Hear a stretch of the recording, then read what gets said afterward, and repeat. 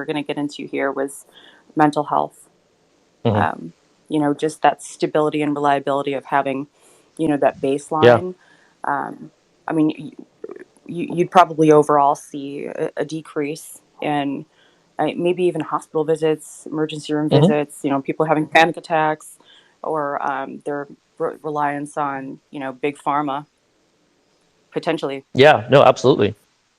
That is something that is observed.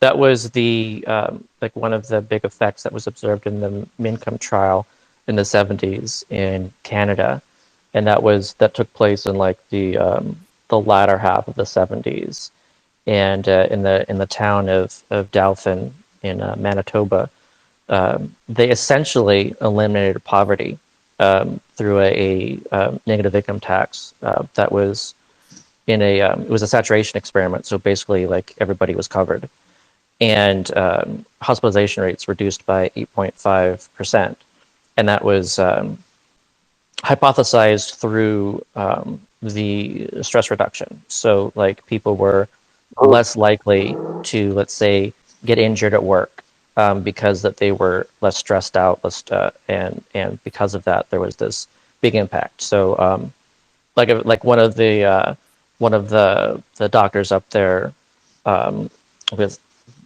Daniel Allen, I think, described it as like being, hey, if you could actually put something in the water that reduced hospitalization rates by 8.5%, like why would we not do that? Like, like that's a huge Wow. impact on health, and that was just for those few years. I do think that I was actually it would compound over the years, especially generation after generation, through like epigenetic effects that you're not going to witness through just like a few years. That's interesting. that's fascinating. That's a perfect way to put it. It makes sense. If you could put something in the water, essentially that's what it's doing. That's what the concept does. It's Yep. it's like it's like there's something in the water because everybody has access to it. Yeah. Wow. Okay, so we'll reset the room real quick. There's people starting to pop back in. So, talking with Scott Santens, talking about UBI. Again, Senior Advisor, Humanity Forward, Editor, Basic Income Today, and author of Let There Be Money, which I want to hear about later. So, where we left off before the epic crash there, and hopefully we can maintain some stability, is you were just kind of outlining your general premise for how you see the UBI movement happening today, what you're behind, and I think a lot of time, like via the Yang presidential run, we have this. I know I've had this number stuck in my head that it's has to be $1,000, and then there's something about $2,000 that comes up. And for me and some other people who are kind of warming up to the idea, I'll be honest with you, I wasn't really like in on UBI for some core things that go against some of my beliefs, but I'm warming up to the Mm. idea that it's this the idea of there's this gross number, right? Like with $1,000 a month, you talk about like $3 trillion a year. The existing federal budget's like $4.5 trillion. So, so I would think like even a lesser amount, like you said, that you're okay with, could be probably help people like me thinking, okay, it's going to be a smaller burden, right? Maybe it's 1.5 trillion or something that we have to make up with a VAT, and you can talk about how we pay for it. That's very interesting. I think that's a common question that people have is how would we pay for something like this, and any shortfall and any tax collection, that type of thing. How would the government deal with keeping up with these payments? Yeah, so when we got cut off, I was talking about the difference between like deductions and credits in the tax code, and so just to touch on that again, how deductions are regressive in how they provide more to those with higher incomes who are being taxed more, versus a tax credit which is flat across the board where everyone receives the same thing. And so I was suggesting that because this does cost money to provide a tax deduction, and also how the rich actually don't even do the standard deduction; they actually itemize their deductions, and thus get a lot more because of everything that they're deducting. And so tax expenditures are actually very aggressive. And if you look at the it's top 1% on average receives over $30,000 per year in these tax expenditures. And so it's very similar. could just be seen as, well, we're basically just writing them a check for $30,000, and those who are in the middle are getting a smaller check than that. And then when it comes to those at the bottom, we don't give them a check. We give them something else, and it's usually benefits in kind, full of all these kinds of conditions. So if we put all these things together, and if our purpose is just to universalize this and make it more even, then we can just take what we're already doing and reshape it. And we would really just be making this kind of these invisible tax expenditures, these invisible kind of checks be made visible, so that everyone feels that they're receiving something instead of nothing. And so that could be entirely neutral as far as tax and deficits go, to do. And although I would like to at least bump it up a bit if we did that, but it is possible to do that, like, in an entirely neutral way. And the other side of this too, I just like to, this ties back into the reductions in hospitalization rates and improvements in physical health and healthcare, and also decreases in crime and more. There are a lot of savings to be had by reducing poverty and also decreasing inequality and increasing economic security and stability. These things could actually save us a lot of money that we're spending right now. And so then the question is, how much does it cost to not have a basic income? How much does poverty cost? And it's interesting, if you look into that, there aren't really good analyses looking into just how much, like, the total expenditure is society-wide on these impacts of poverty, inequality, and insecurity. The closest one out there is, I think, is an analysis in the U.S. of the total cost impact of child poverty, and that's over $1 trillion per year. And so, like, when you look at something like the enhanced child tax credit, which was just spending about $100 billion more per year in order to reduce child poverty by a third, is what we did for 6 months, then it's just crazy to me that we look at that kind of equation and think that like, we're like, raising taxes or something is too expensive, or or deficit spending is just, like, too much. In order to do $100 billion to save $1 trillion per year. And there's even been an ROI analyses of these, and I've seen multiple versions of that, from, like, on the conservative estimate, from being from, like, $3 to $9 for each dollar spent reducing child poverty, up to as much as $10 too, as far as the ROI. So yeah, it's just, when we talk about the cost, I think you've got to talk about the savings that are the potential of basic income as part of this. Yeah, that's a, 100%. Real quick. I'm just starting to think of some of the connected effects maybe we haven't even seen studies on yet. So, for example, how you were saying that emergency room visits and work-related accidents would decrease Mm-hmm. because of that. Both my parents are in the medical field. I would expect that you would see an increase in efficiency of care-side practice, because the medical staff would be less encumbered or less stretched thin. Mm-hmm. So you would probably see an increase in the quality of care. Yeah, I would it's really imagine. interesting to think about those indirect impacts and how these just things can Right. just, like, compound and go down the line, and your mind starts going through all these things, and you really see just a lot more potential when you start thinking about it that way. Absolutely. yeah, no, it's really interesting, and I guess that's the rub, isn't it, Scott? Just like with anything, when there's something and it's an expensive price tag up front, it's like, well, you're going to save money over the long haul. It's almost like, the early days of buying an electric car. It's like we're going to save money, after you could graph it out after year 2, 3, 4, 5 in fuel costs, that it's actually more efficient to go ahead and pay them more money up front, because you're get an ounce of prevention is better than a pound of cure, right? Is that kind of really what it breaks down to? Exactly. The extended, Yeah, yeah, yeah, yeah. And I've used that quote myself. I've compared it to a social vaccine as well, where you're able to prevent so much of these far more expensive costs. And I really want to emphasize too that it's an investment, and we're not investing in ourselves, we're not investing in our kids. And if we think about it as an investment, I think it's a lot easier to think about basic income as being like this dividend too, as far as a return on that investment. No, that I've never thought of it that way. I mean, it's already more attractive to me when you talk about it that right like that, right? It's taking care of the body before you actually break down and have to go get the surgery and that type of Right, thing. And right. I think that's a hard sell, isn't it? Because I don't know if it's a human thing, but definitely us as Americans always feel like we're like, yeah, yeah, yeah, give me the cheeseburger, and then we always end up in poor health. I mean, look at our health situation, right? Just by just choices that we make. I think this long vision is sometimes a little bit hard to sell. Do you feel like you get some resistance that way?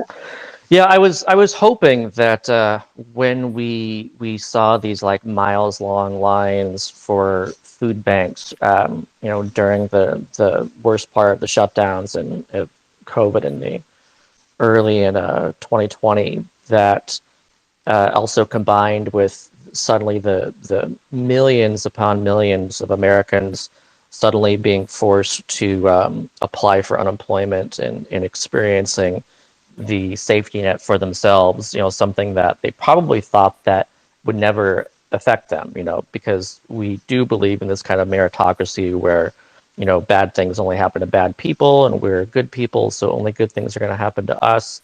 That's like the just world hypothesis is what that's known as. And hopefully, I was hoping that people experiencing these for themselves would be like, well, wait a second, like now I get it. I didn't think that I was going to need this, and there's obviously something. I thought that there was going to be the safety net there for me. There wasn't, and what was there worked horribly. Especially for people like, let's say, there are stories of people who were calling up like on a constant basis for like weeks at a time in order to try to get through to qualify for unemployment, and people who told they were qualified, and then like let's say it took like weeks or months in order to get like their first check. Like we think that we have a safety net, but we really don't. And if we want to engineer something that really works, again, I think that from an engineering perspective, it's really important to actually have a solid floor that's always there, instead of hoping that something activates and that it works appropriately in times of great need. No, those are very interesting. I wanted to ask really quick. You're familiar with Mark Cuban's any of his ideas? He's kind of not necessarily behind UBI, but I watched an interview where he's talking to Andrew about something called CBI, where it's like a caretaker basic income. So I guess he doesn't believe in the universality part of it, but he believes that like people who take care of elderly or even stay-at-home moms taking care of their kids get some sort of money that way. Are you familiar with that, or have you thought about that, or? Oh yeah, no, I'm familiar with it, and I mean, I also like to stress the importance of basic income as being a recognition of all unpaid work that currently goes unrecognized and unvalued, Mhm. and even unenabled. Like there's so much more work that people would do that they would do if they could afford to do it. It's a lot of the time that any kind of volunteer work is kind of this work that people have to afford to be able to do. You have to afford it via the sense of security, the ability to not earn income and still live. Like it's kind of this luxury that people have to be able to volunteer that basic income will enable. But yeah, when it comes to care work especially, it's a huge part of our economy that isn't even measured really as being as a part of our economy. Our GDP would be entirely different if we somehow valued unpaid care work as being part of this. And obviously it does have value, because you could imagine, let's say, a thought experiment where if every if every person doing unpaid care work, mostly women, decided to, let's say, go on like a general strike where they refuse to do any work, any of unpaid care work, then the price of paid care work would skyrocket because the demand for paid care would just massively go up. And so basically what we're doing is like all unpaid work is subsidizing the cost of paid care work. So everyone is actually benefiting from unpaid care who actually pays for paid care. It would be much more expensive if unpaid care work didn't exist. So I do think that it is vitally important to recognize all unpaid care work as being valuable to the economy.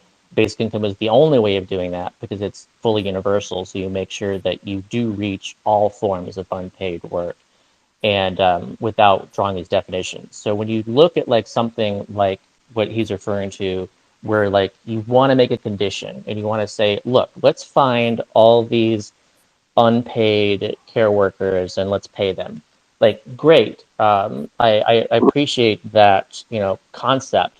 But then when you go into the actual implementation of that, then again, by creating these tests, you're going to have people that do get it, which is good. But then you're also going to have people who don't get it because they don't fit through those hoops that have been set up.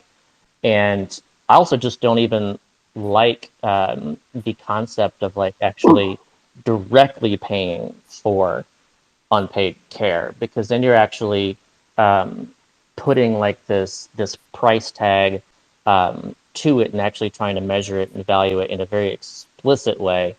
And then you're going to get into problems of like, what are you going to have like people clocking in or clocking out? Like, does it matter if someone does, a few hours of unpaid care a week versus, a lot of unpaid care? Does it matter if someone is caring for one people versus like, six people? Like, there's suddenly a lot of variance in that, and determining what that value should be, instead of just saying, look, let's just trust people with this floor, and then now with people having this, that they can determine for themselves what it is that they wish to do, being unpaid work or paid work. Yeah, that makes sense. I guess I see the value now a little bit better of not having a line. Any line you create, even if it's a single line, there's going to be second and third level effects, right? Right. People either trying to game the system or yeah, how do we deal with this, that? There's so many nuances, right? There's so many variables there that you can't even foresee probably. It's just better to give it to everybody. Right. So I think that's what I'm hearing.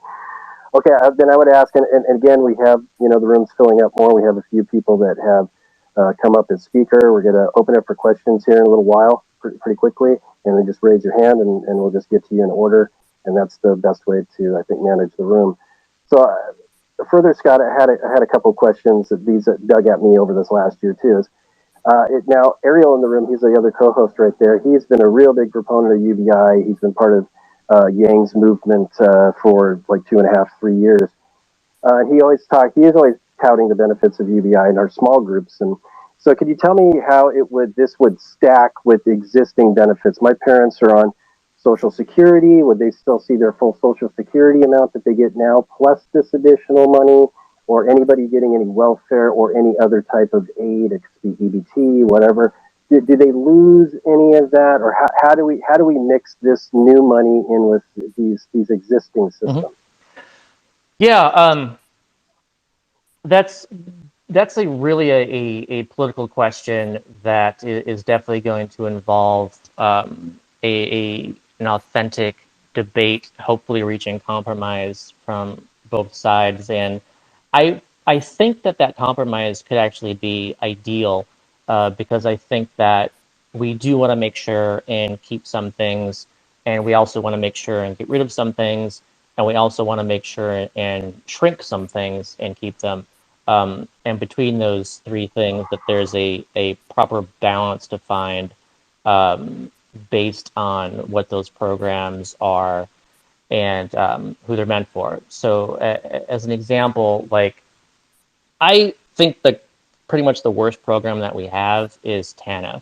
That's a temporary assistance for needy families. That was created under Bill Clinton in 1996 as his welfare reform.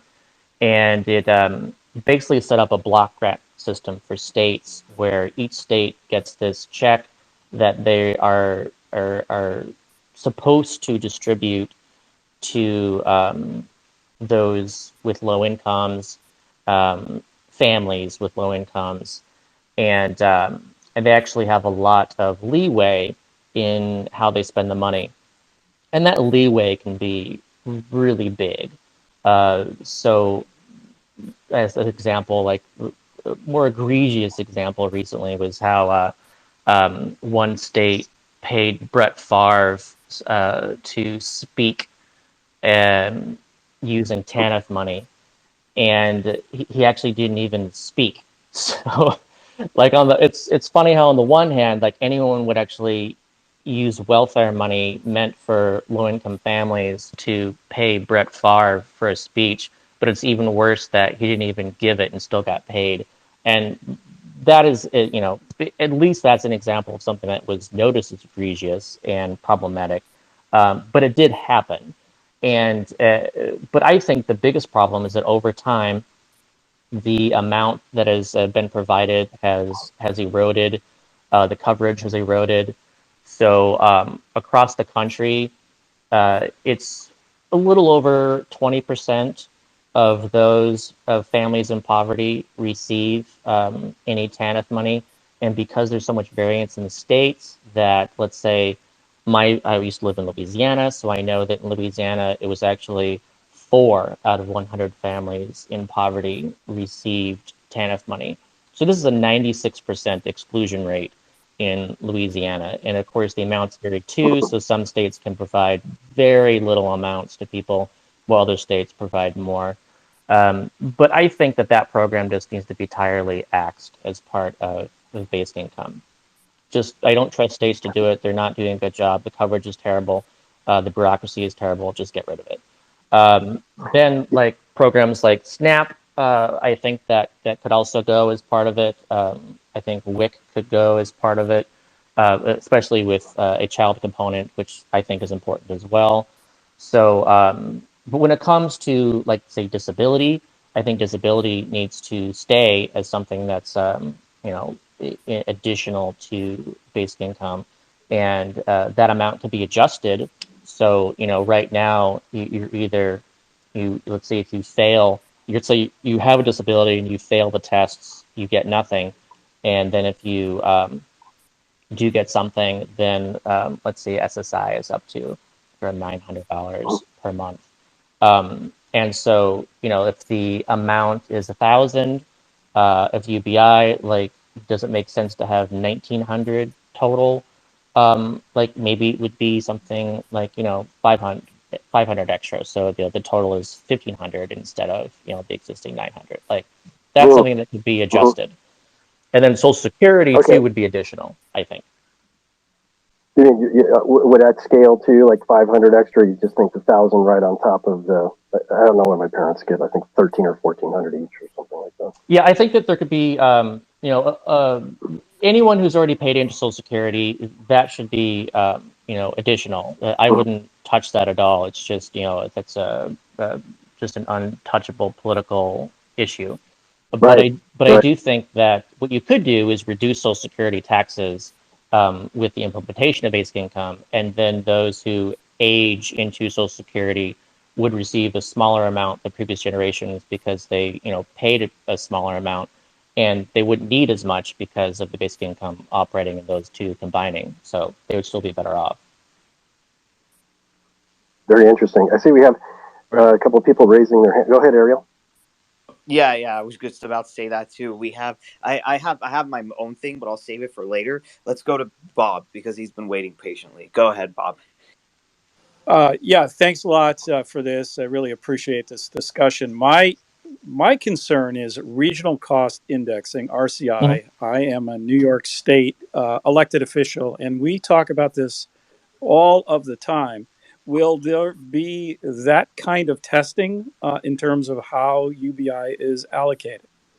Yeah, so I think that just as it's true now, as far as a lot of states have their own EITCs and CTCs that they add on top of the federal EITC and CTC, that states are free to add their own, and I think they should add their own additional basic incomes on top of the federal basic income in order to better scale. But I don't think the federal government should have anything to do with scaling the amount by state, just like it doesn't, decide to vary Social Security or something regardless of earnings based on where you're living. I just think that you got to build that floor so that everyone feels that they're getting the same thing.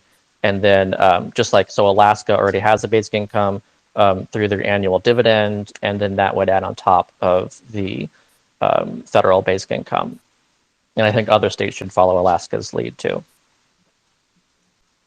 Okay, so just to follow up, so leave it to the states to make those kinds of determinations. Yeah, we could entirely leave it up to the states, or we could also do something where we would require that the states do something as part of the UBI implementation to do as some amount of state level UBI as part of it. Again, I think the reasoning for this too is that you would see so much less need for state services. So again, through the savings aspect, that states would not need to spend as much money because of the basic income itself. And so why not require them to spend something, from that savings to make sure that it's boosted in those states? Because you wouldn't even need to raise taxes essentially because of those savings. Okay. Bob, thank you for the question. We can go back to you, but I wanted to quickly get to Forward, Gang UBI, and allow them to come in with a question. Forward, go ahead. I was curious how ranked choice voting and open primaries could tie into universal basic income. Like if they were implemented today, would that help the process speed along at all?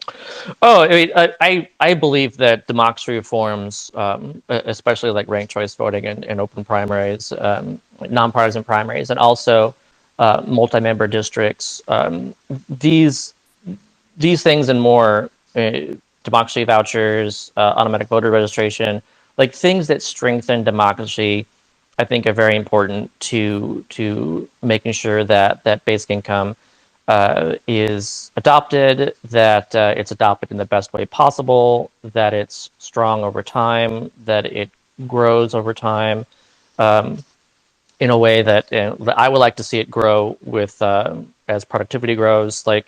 But we need a strong democracy in order to make these things happen. We need a Congress that's willing to work in bipartisan things, work across the aisle, that have the majority of their constituents in mind instead of only the interests of their most extreme hyperpartisan, primary voters.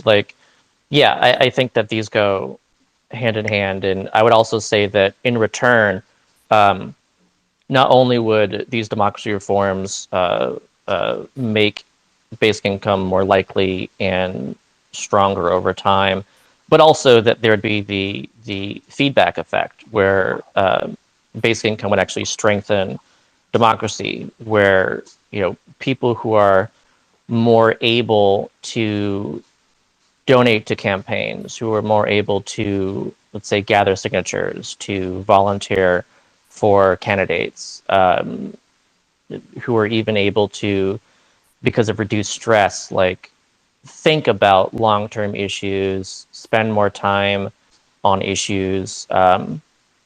These kinds of things can actually feed back in to democracy. So you have this virtuous cycle where basic income and democracy strengthen each other. All right. So I wanted to add something that I've noticed. I've noticed that, like I said, and I'm not happy to admit this, in 2016, I thought that Trump would bring some of these jobs back, but I really don't think he has. But I think that what happened on the right is they were able to harness this angry energy that the system has been cheating you to an extent that it just propelled the guy to the White House. So do you think us as the basic income movement, we can use some of people's frustrations and annoyances that, the banks got bailed out, these companies received like, millions upon millions of dollars in federal stimuluses and the GMs, and yet you got shafted. So we could kind of like frame the UBI as like a refund for all the money we didn't get in like both of those bailouts. That, why when companies, or CEOs make a mistake, they just get, the government can just get them right back on their feet, but when the average person makes a mistake, oh, we can't do anything to help and beat that drum to or do you think frustration is too dangerous if we use some of that energy? Is a question. No, I mean, I think it's important that that people feel strongly enough about something that they are active in trying to make it happen. And so, it's not that I want people to be like violently angry, but they definitely do need to care, and they do need to believe that they do deserve this, because that is one of the stumbling blocks. Is that as long as people think of basic income as like a tax and transfer program where some people pay into it and other people receive it, and they're going to think of it as, well, I'm going to be the one paying into it and someone else is going to be receiving it, and therefore I don't like the idea. So if again, I think that's the part of the importance of the framing of universality, where the language needs to be this dividend, this inheritance, this these things are something that we don't have any issue. Like, nobody cares, nobody complains that when people earn an inheritance, that they didn't work for it, or that they're going to be lazy and they're going to stop working or something because of this inheritance, or receiving these dividends on stock ownership that they may or may not have even purchased themselves, but like, that language needs to be part of things. So I think that and I think we did see the impact from Yang referring to his policy as freedom dividend, that I think it helped people get past this kind of like deservedness problem of the language, even of just basic income, and being able to see it as something that they did deserve, that it was something, we spoke of data dividend, that, Amazon would pay for it. It's easier for people to get behind, especially working class, insecure, not sure if they're going to have their jobs in the immediate future. They need to feel that this is for them, and that it is something that is deserved and earned as an American. And I think if we can get that messaging across, you call it like the American dividend, or the Great American Dividend, or the national inheritance, or there is an importance of framing that I think can help people get on board and get past these other things and get active in demanding it. Yeah, it's pretty interesting. I mean, I could see, thinking about this, doing some more reading. In the United States, I could see where there could be some pushback, right? Because we have kind of this culture, or this history of kind of, you could call it bootstrapping, you could call it hustle culture. I mean, hyper capitalism. We got 2, 3, 5 jobs.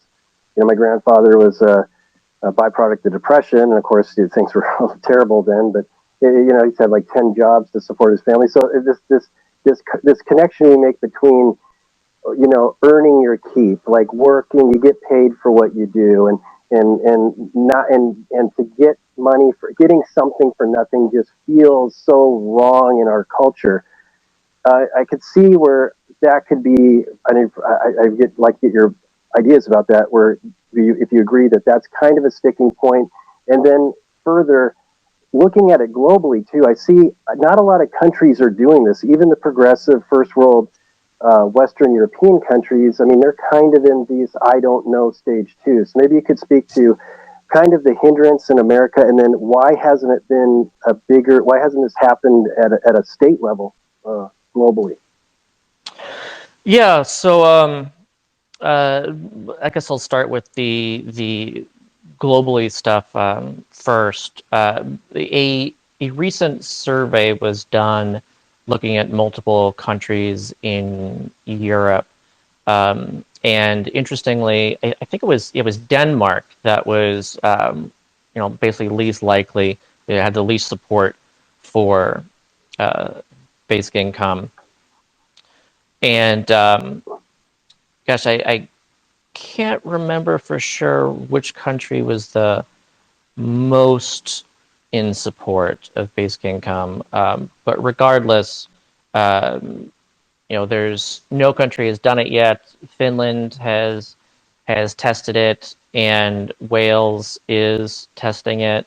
I expect other countries to follow suit. Africa is really really debating it right now because they did a kind of a kind of like kind of a basic income grant temporarily during COVID, and it wasn't designed like a basic income fully, so I say it's kind of like that. But they are talking about doing like a permanent basic income grant. They already covered kids and seniors. It would be like covering that whole for working age adults, and that's a big debate there. And other countries did various degrees of universality of payments during COVID. So there's some there. South Korea, they I feel they were really close because they had a presidential campaign that ended recently where the person who just barely lost was actually running on basic income, and he was someone who is a history as a governor of a province in South Korea that he had adopted it locally and was very popular. And South Korea also has a youth basic income that they've been looking at. So there's a lot of different programs all around the world that who knows who will be the first to do it. But there's definitely growth happening, and it's a real put your money where you think who could be the first to do it. It could be China, Yeah. like it could be like Brazil is actually the only country in the world to actually have it as law right now, where they passed it into law in 2004, but it's up to the executive to implement it. And each president so far, since it was passed, has opted not to do it. So really, all it takes is just voting on a president in Brazil to do it, and you can just immediately do it. So we'll see which country will do it first, but But yeah. here's an idea that I had. The old American phrase, "You have to spend money to make Mm-hmm. money." So we can reframe that as like with this UBI is like the water the plants first need to grow.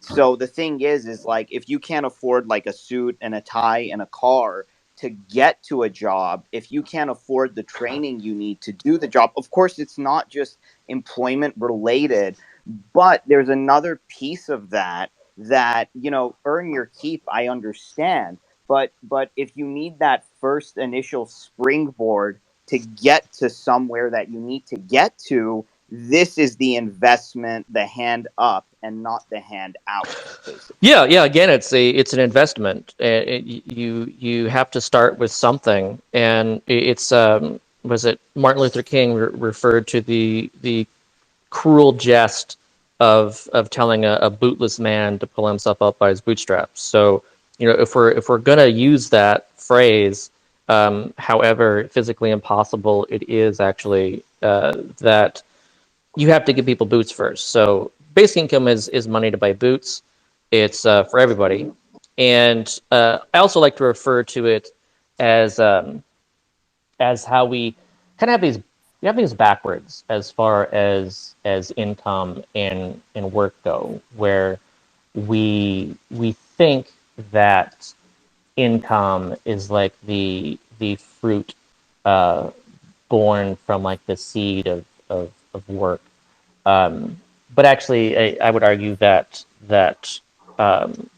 work is the fruit born out of the seed of income. That you have to actually have something first. If you have that floor, if you have that starting capital, if you have that you know, reduced risk aversion to take some risk on some idea, that actually enables so much more work, both paid and unpaid. And the pilots even show that too. Like the Stockton pilot showed that recipients of the basic income, which again was only $500 a month, but that was enough to actually double the amount of full-time employment among recipients than non-recipients.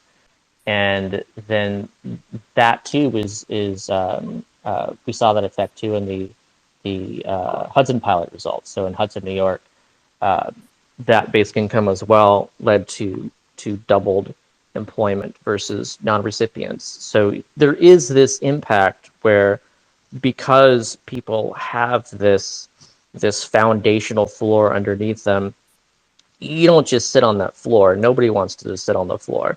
You want to do more. You want to find the right thing for you. And you know, you could see basic income as this enabler of purpose. This enables people to find their calling, where they're, you know, more able to afford the capital, to afford the training, to afford the time.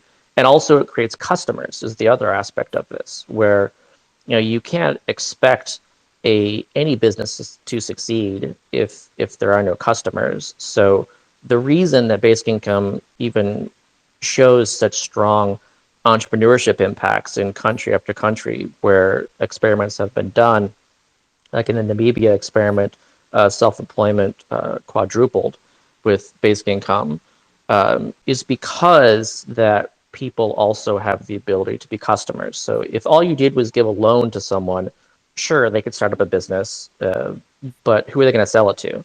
But with the basic income, because it's universal, then the entrepreneur gets the ability to start up a business, and then the entrepreneur also gains all these potential customers thanks to the everybody actually getting some money to spend in the markets. Oh, and I personally work at a mall that sells television, and televisions aren't like low end things. So I don't think that maybe that person working that minimum wage job at the mall is going to be able to afford like a QN90 kind of like TV I sell. But maybe with a basic income, one day they could treat themselves, and then they'll buy it, and then they'll buy it from me, and I'll get a piece of the commission, and I don't have to use all these arm twisting techniques Yeah. to get a person to buy something out of their budget, Yeah. you know?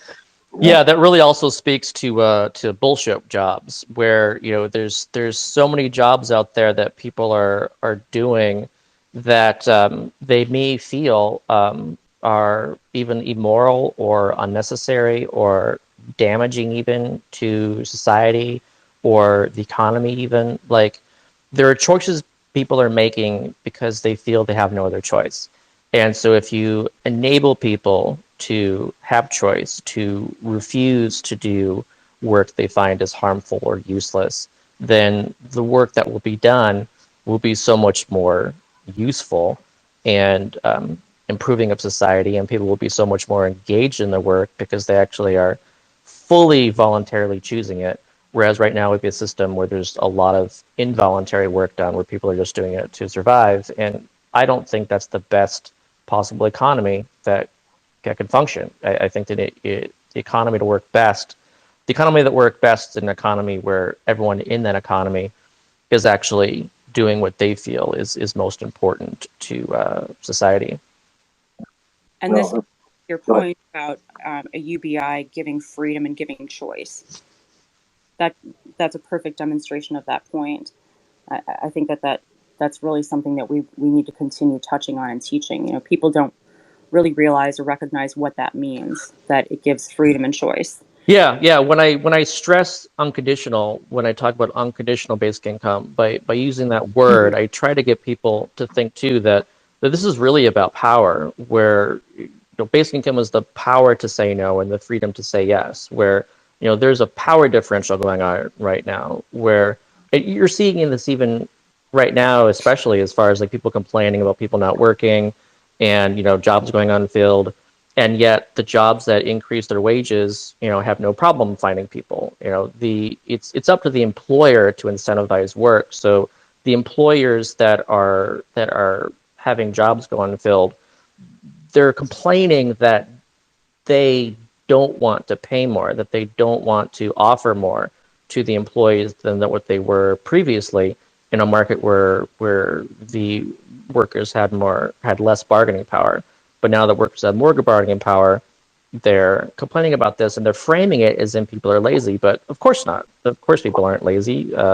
The unemployment rates at virtually a 50-year record low.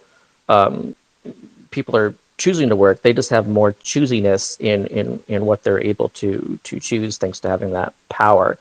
And I think that people need to recognize that that everyone should have that power. Like, you should be able to refuse the conditions that of some domineering employer who's going to take advantage of you.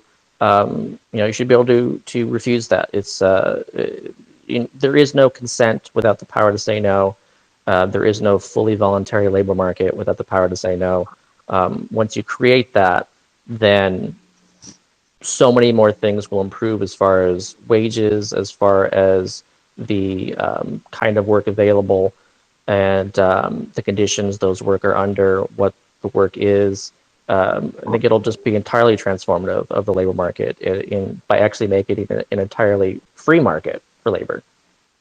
And if I could piggyback onto that, now a lot of employers and companies can't use toxic positivity to pretend that everything is okay when it's not, or to pretend that the conditions are actually better than they are, Mm-hmm. because they're going to say, where else are you going to go? You're stuck, Yeah, So that's 100%. true. Let's That's go true. to yeah. Go ahead, Bryce. Yep. Yeah, no, we have, yeah, no, great points. And I just want to be respectful of Scott's time. We've been a little over an hour. We do have somebody with their hand up. So we'll go ahead and take your question, Dr. M. What's your question for Scott Santens? Sure. Thank you for allowing me to speak. Scott, thank you so much for your time.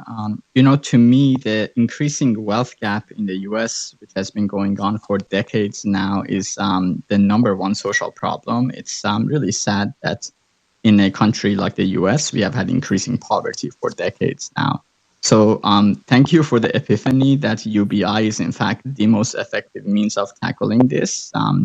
I have a couple of questions. One is, how far are we currently legislatively from anything of this sort becoming a reality nationally? I know you said there have been some trials. And then my follow-up question to that is, what can the average citizen like myself do to help?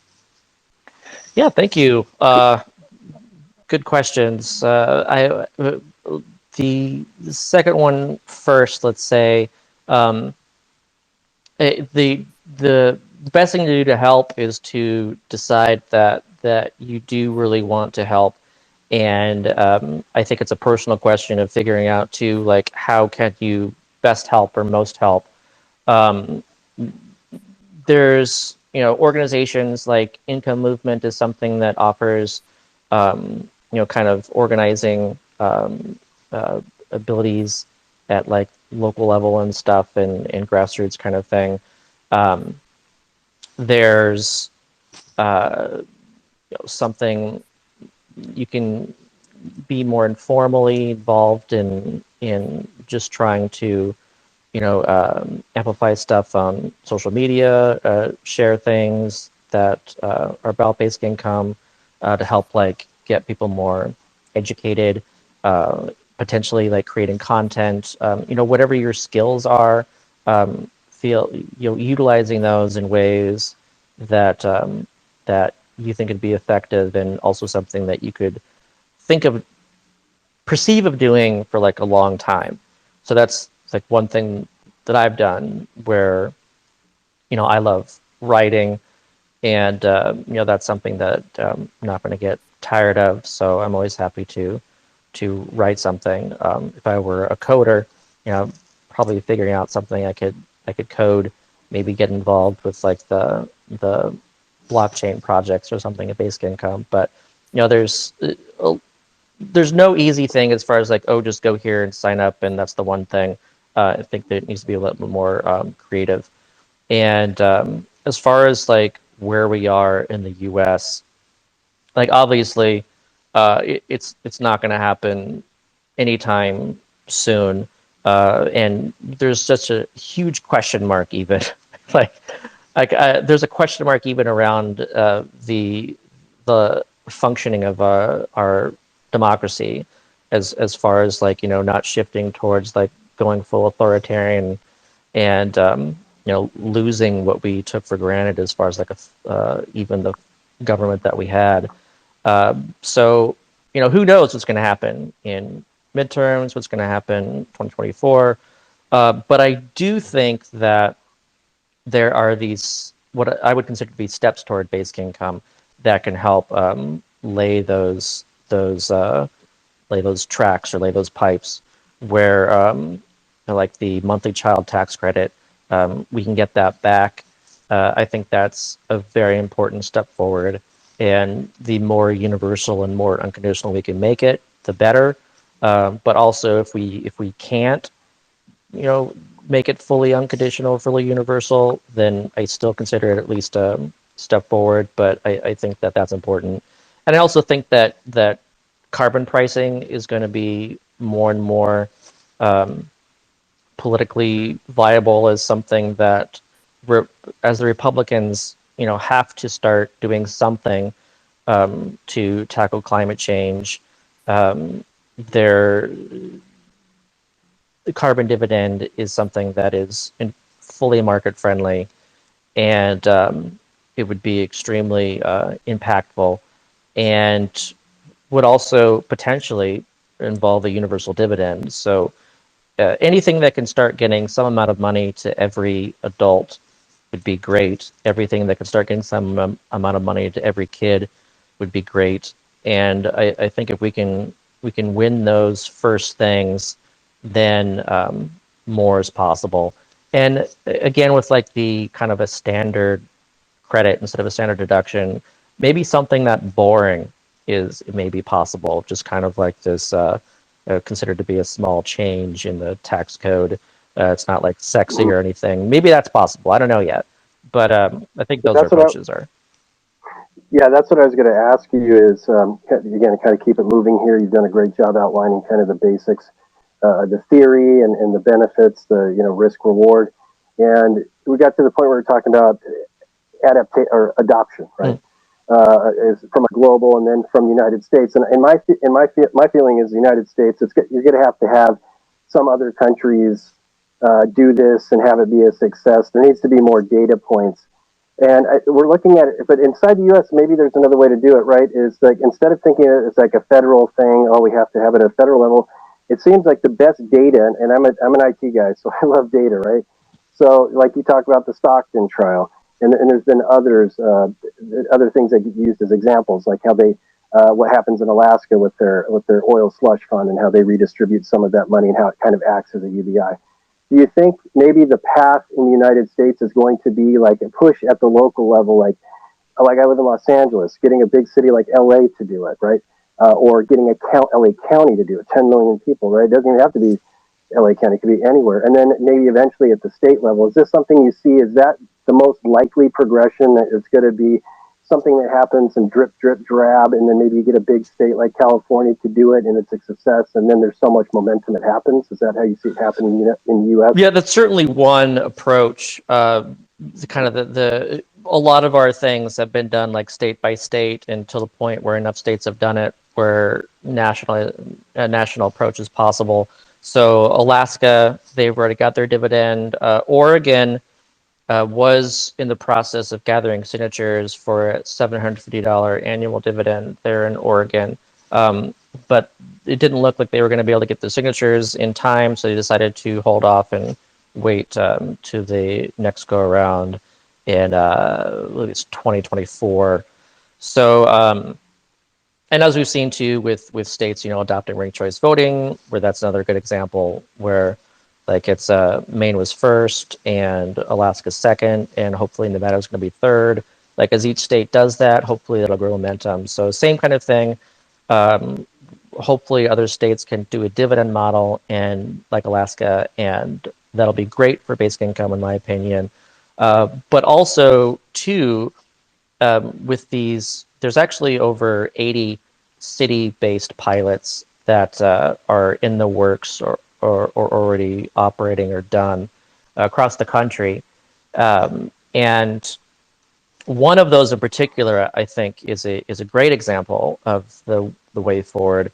And that was something started in Santa Clara County and in California, and that was for youth exiting foster care, and that was a couple of years worth of basic income for them, and that was popular enough that then there was a statewide approach to youth exiting foster care, California wide, and other. I think at least one other of the city-based pilots is also looking at that, and also Wales is actually doing that one as well. So I think that that's got some momentum going as far as another group of people that could potentially start with basic income nationwide. So I think that that's a population that maybe both sides could agree upon. As being a group that could be provided basic income and not be seen as undeserving or anything else. So, and also maybe there's something as far as like say a basic income for veterans or something. There's Yeah. various groups out there that we could start with and then go group by group and build up the data and the support through that instead of just state by state.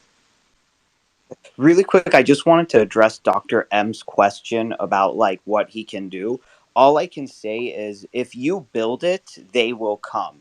I've been hosting Twitter spaces talking about basic income for about, I don't know, Bryce, was it like 2 years? And Scott Santens is here. So it's just like construction. Once the building is done being built, the people who needed to live in there will come live in there. Like we gotta be creative. Anyway, thank you. Oh, thank you, Ariel. I'm sure that Scott loves to hear those kinds of things. But Yeah. Yeah, thank you. that's true. We're so glad to have you here, and maybe we manifested that because here you are. One thing I wanted to highlight that you're doing is you're a founding member of the Economic Security Project. Maybe if you wanted to touch on the mission of that project and how that furthers the concept of UBI and potentially how we could get involved or help spread the message. Yeah, I was a founder of the Economic Security Project, and sure that they've been working mostly with like MGI, Mayors for Guaranteed Income, and their kind of communities of practice approaches and stuff. But I'm more involved with Humanity Forward, and we're working on some things, in the background that I'm excited about. And I guess that I don't know what else to say. Where like I just think that the universality is very important to me, and I think to the movement, and I guess I'll leave it at that. Can you explain a little bit more about Humanity Forward for those of us who don't know a whole lot of details, what you're doing there, what their mission is? Yeah, so Humanity Forward was started by Andrew Yang, actually pretty much with the start of the pandemic, and the original approach was getting just unconditional cash out to as many as could in the form of micro grants, and also through helping match people with $1,000 a month through matching families and stuff in coordination with like Give Directly and the 1K program. And that, because when he went to run for mayor, then there couldn't be that that connection there between the organization and Andrew. So at that point, the organization shifted more towards it became independent and from Andrew, and focused on lobbying efforts, direct lobbying, and those efforts actually really helped the second stimulus check happen, and indirectly through that the third stimulus check, and also before did a lot for the child tax credit. And although it hasn't been extended yet, we're still working on that, and hopefully that will be a big victory. And that's the lobbying side. There's also the Humanity Forward Foundation, which is currently working mostly with the Hudson pilot, but there will be other pilots, hopefully in the future as well, that we'll be working on, and also hopefully more grassroots opportunities too. But still early stages, and I'm actually very excited about the future of Humanity Forward as far as making basic income possible in the U.S. Interesting. For myself personally, a quick little sidebar here. One of my favorite authors is Thomas Sowell. I don't know if you know him. He's a columnist. Yeah, so he's a student of Milton Friedman. And Milton Friedman, I'm sure you're familiar with him, had the concept in the 70s about a negative income tax. And for those in the room who don't know, I'm going to describe it very poorly and fast and dirty. It was a concept of having everybody have, there's a certain deductible you have, with your taxes. And so let's say that it's $10,000 as a standard federal deductible. We'll just put it out there. That if you made absolute zero, you get that full 10,000.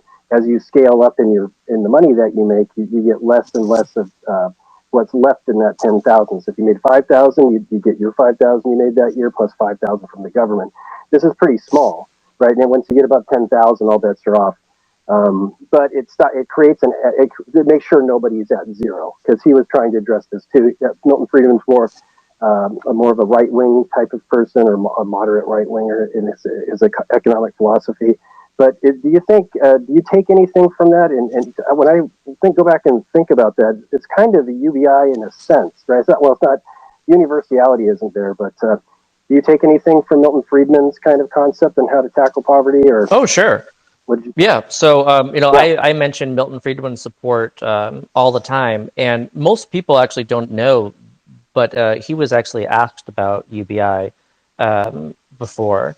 And he responded that that a negative income tax and universal basic income are just two ways of doing the same thing. And he was right. Like, as far as what we care about is the net outcome. And so what a lot of people, when you think about the negative income tax, you're just looking at what people receive.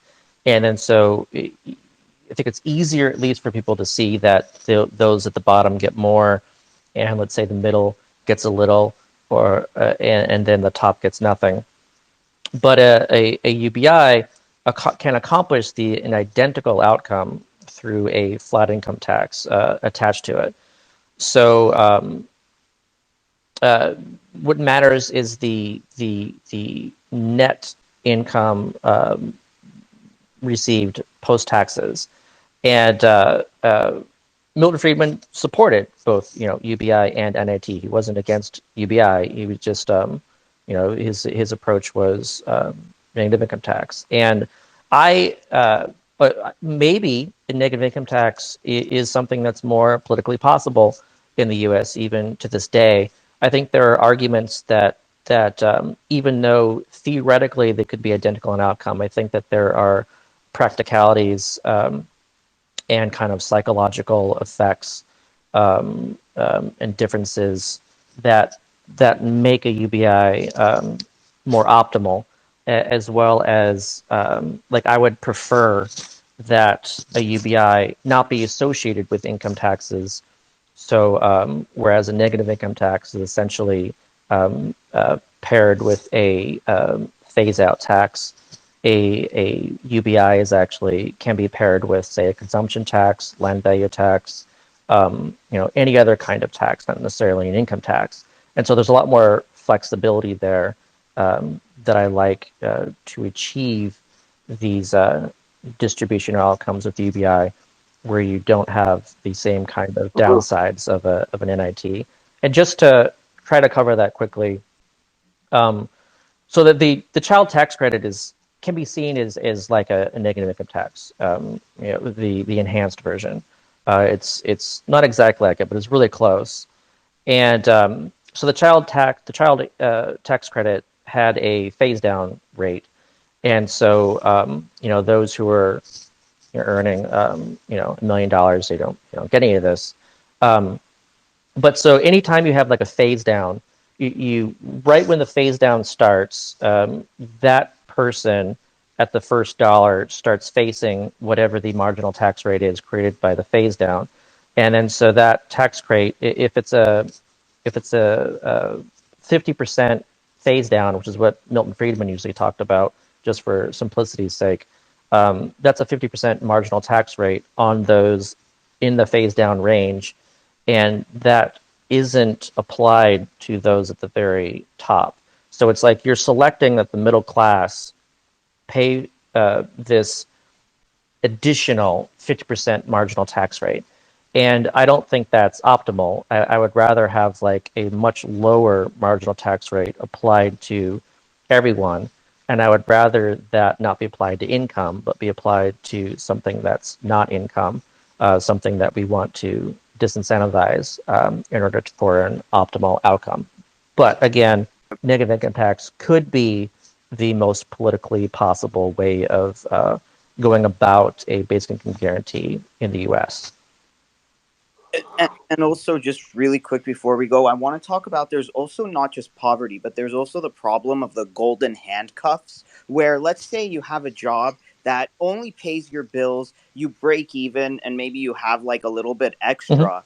A UBI can help you even break out of that. It's not like you're getting zero, but you can break out of this boring, mind-numbing job and invest in something that's your dream or that's your passion. So maybe the negative income tax wouldn't do that. But yeah, absolutely. I think again, part of the power of the universality is this perception that you have this and that you can count on it, that you are protected no matter what. And I think that will result in, let's say, a lot more people starting up their own businesses, a lot more people deciding to go back and retrain. Just so much more things are possible when just people feel that that reduce stress. In fact, I'll just mention this just because it's something I read today that I find very interesting. I'll have to write something about it, but it was this paper that was looking at the like impacts of stress on like damaging beliefs that don't change, belief in conspiracy theories, and how like people can kind of be locked into these false beliefs, and that can really hurt them and hurt society, and that reducing stress actually can help that. So when it comes to, again, like UBI's impact on better mental health, that part of this too it could very well be reduced, like falling for these conspiracy theories, and then of course if you're less likely to fall for these misinformation and disinformation, and you're less likely to think of things in black and white, and that's another impact actually of greater stress, is it leads to more thinking in terms of black and white instead of degrees. And Yeah. when you have Nuance. that, yeah. And so there's just a lot of things that come out of reduced stress that is not appreciated, that could really impact the American middle class, that goes far beyond poverty reduction. Exactly. Let's go to Brian. You've been waiting very patiently. Go ahead. Cool, thank you. Can you hear me okay? Yeah. You're good. Great. Yeah, thank you so much all for having this space. UBI is definitely a great subject that's not talked about enough, I think.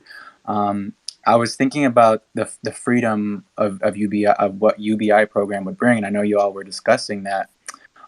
In this current capitalist system, we have millions of people right now having to work multiple jobs to make ends meet. And with inflation, obviously this is only getting worse. Wages have been stagnant for most people since the late 70s.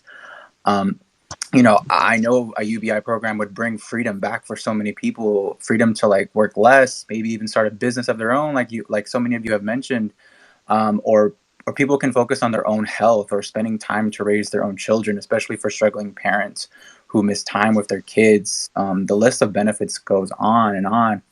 And of course, I do believe a UBI program is inevitable, in my opinion, because of automation and jobs going away in the future. I just hope we implement a UBI program before this happens, because if we don't, millions of people will suffer in the future. And I guess that's all I pretty much wanted to say. Again, thank you so much for this conversation. Yeah, thank you. And when I hear that too, I first of all I agree that as automation continues, that we're going to see more and more damaging effects that could be entirely avoided with a basic income. And I want to stress that it's about continuing automation as it advances, because it's been with us for decades. And I would argue that we are seeing the impacts of automation. It's not the way that people think it is, because people traditionally think of automation as being like this like robot standing next to you at work, and then like you're like, oh wow, like so and so used to work in that desk, and now this robot does. So like obviously that robot has replaced Jim, but in reality, the way that it works is that it really just pushes down on wages. That's like kind of the biggest impact, and we've seen that impact for decades, and that's part of the big story with increasing inequality, is this wage pressure that's been happening. And if you look too at the difference between wages and productivity since the 1970s, there's just this huge decoupling where productivity kept going up but wages stagnated. And if that had not happened, if inequality had not increased, then everyone would be earning far more money than they are now. In fact, if we had, if inequality had not increased, the one calculation done showed that it was $50 trillion that had flowed to the top would have actually flowed to everybody, and then at this point it would be like around $2.4 trillion per year flowing to the bottom, 90%.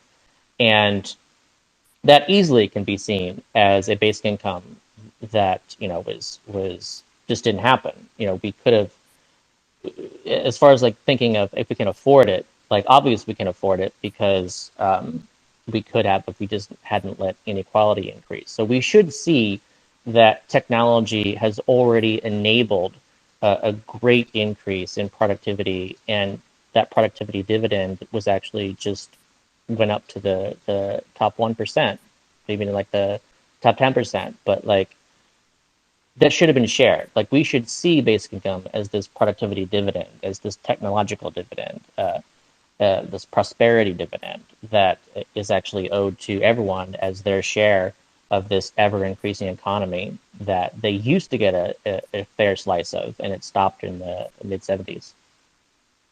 I had a quick question about, you brought up wages, and this is something I was reading somewhere else. Do you think if we get to a point where UBI could be implemented, would that not have to, wouldn't you have to couple that with maybe a significant increase to the minimum wage, like, you know, the Bernie Sanders $15 an hour thing? Because wouldn't that incentivize, if you knew an 18-year-old is coming to work at, I had a food place and I'm going to hire him.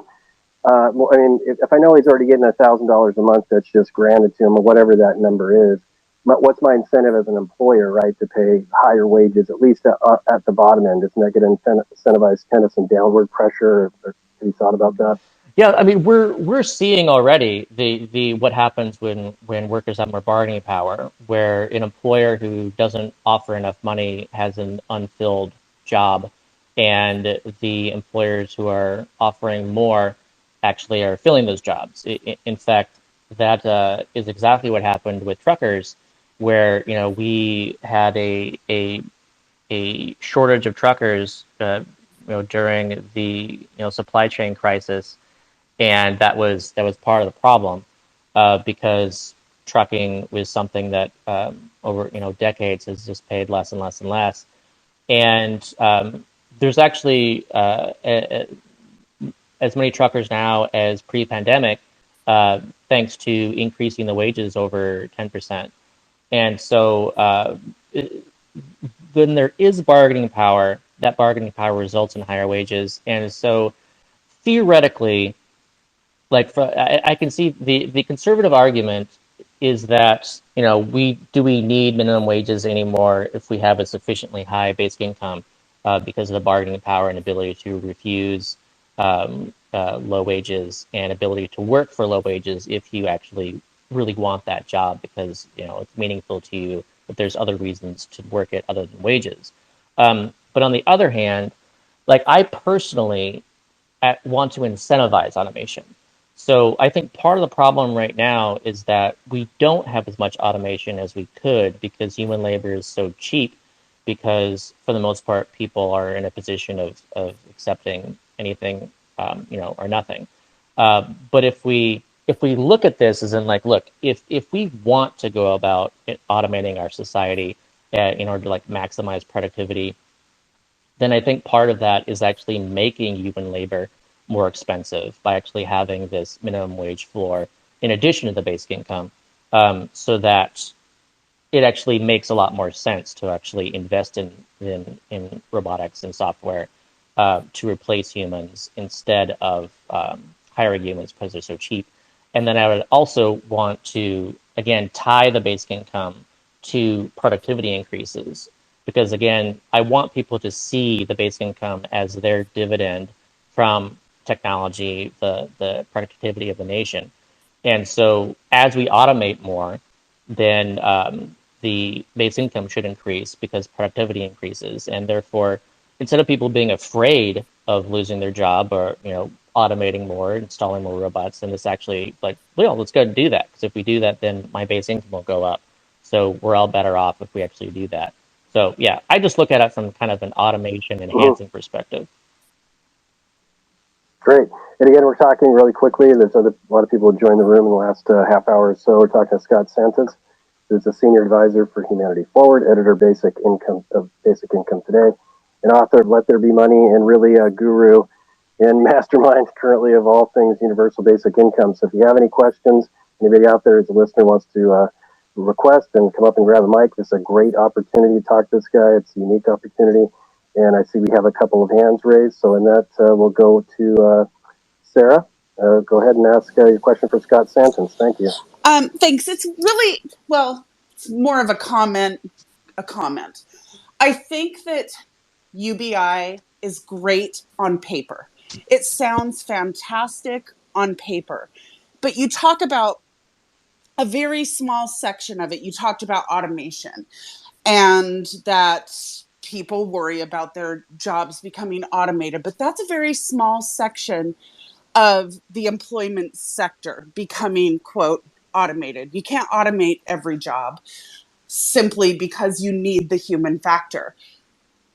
To me, it's like trickle down economics, Reaganomics. If any of you were alive in the 80s, Reagan had this great plan, which was to cut taxes for the rich. It'll trickle down to the poverty level and middle class. But that doesn't work over the long term. And in fact, many schools of economics teach it as what not to do. The problem that I find with UBI is that it does decentivize, in my opinion, people to work. Who would work a, quote, low paying job for minimum wage when you can get your 1,000, 2,000, or whatever UBI and not have to work those jobs? While you do make the point that yes, it could give people more power to negotiate wages.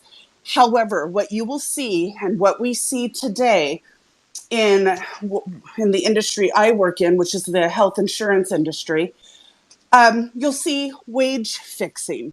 You've all heard of price fixing, which you go and you buy a gallon of milk somewhere for $5 and you go somewhere else it's $5 because it's price fixed, right? That's a bad example, but there's price fixing that happens a lot. Our industry, because of jobs that are available and we need to fill positions, we weren't going to negotiate anymore for higher wages because it costs us money, it costs us taxes, it costs so much.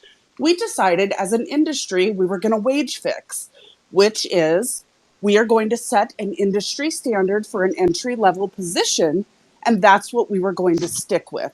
Take it or leave it, eventually we'll fill the position. So while, yes, on paper, it could, quote, give people the power to negotiate wages, but that's a short-term solution to a long-term problem. I guess I'm very old school. I worked very, very hard to get where I am, and I don't want to give up anything. I don't want, because eventually it has to be paid for somewhere, and it's going to come from taxes. I do not want to, I already pay, pardon my language, a fuck ton of taxes. I don't want to pay any more to support people that are not incentivized to work. Right. And we'll say we appreciate your comments. Scott, that's probably a common pushback you get, right? It's how it de-incentivizes working.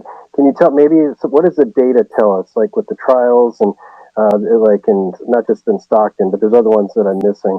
Listen, there's not enough data to tell them anything over the long term. Oh, but no, yes, go ahead. There actually is. There's a lot of interesting data that we can look at through programs across the world even. There have been meta-analyses of both long-term programs, and I think Alaska also provides a very good example of long-term. Alaska's different. That's not coming from taxes. That's coming from oil and gas.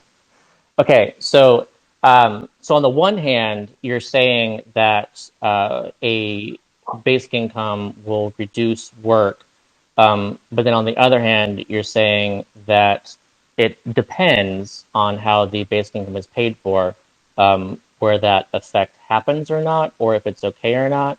But I will just say that the basic income in Alaska that's been paying this annual dividend since 1982, they researched that and to determine what the impact was in a very clever paper, um, and they concluded that there was no impact on full-time employment, and this was actually through like a combination effect. So that, let's say, it did have a slightly negative impact on full-time employment as far as like reductions, but at the same time, it actually enabled more people to join and get employment because of the increased spending through that, economic stimulus and the multiplier effect, so that there was a net neutral impact on full-time employment.